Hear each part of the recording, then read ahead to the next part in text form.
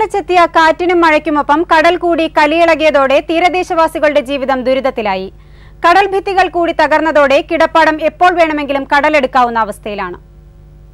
ശക്തമായ വേനൽ മഴയ്ക്കൊപ്പം കടലും സംഹാര താണ്ഡവമാടുകയാണ്. കടൽക്ഷോഭം കണക്കിലെടുത്ത് വലിയതുറയിലെ മത്സ്യത്തൊഴിലാളികളെ മാറ്റിപ്പാർപ്പിച്ചെങ്കിലും തിരികെ വരുമ്പോൾ സ്വന്തം കിടപ്പാടം ഉണ്ടാകുമോ എന്ന് പറയാനാവില്ല.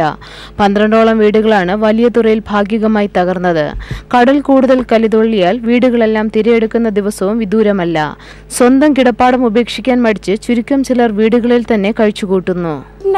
സാധനങ്ങളൊക്കെ നഷ്ടപ്പെട്ടാലും കുറേ ഈ പാലം തൊട്ട് ഇപ്പുറത്തോട്ട് ഈ കല്ലിൻ്റെ ആ ഭാഗം ഒരുപാട് നഷ്ടമുണ്ട്.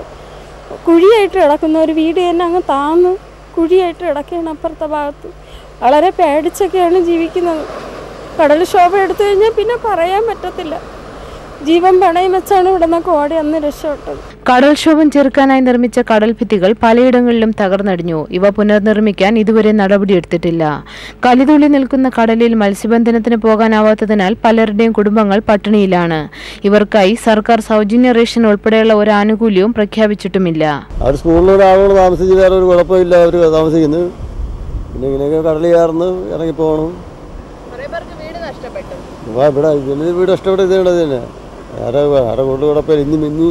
ഇനി വരുന്ന അടുത്ത മാസം ആകുമ്പോൾ നഷ്ടമായിരിക്കും.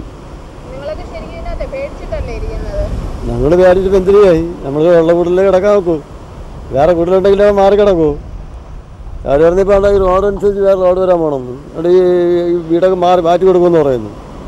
വീട് വെച്ചിട്ട് വീട് മാറുമെന്ന് പറയുന്നു.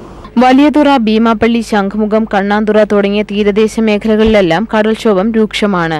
മത്സ്യബന്ധന ബോട്ടുകളെല്ലാം തീരത്ത് വിശ്രമിക്കുമ്പോൾ കടലിന്റെ മക്കളുടെ വീട്ടിൽ തീ പുകയില്ലെന്ന് മാത്രമല്ല, കിടപ്പാടം എപ്പോൾ വേണമെങ്കിലും കടൽ കവർന്നെടുക്കാവുന്ന അവസ്ഥയിലുമാണ്.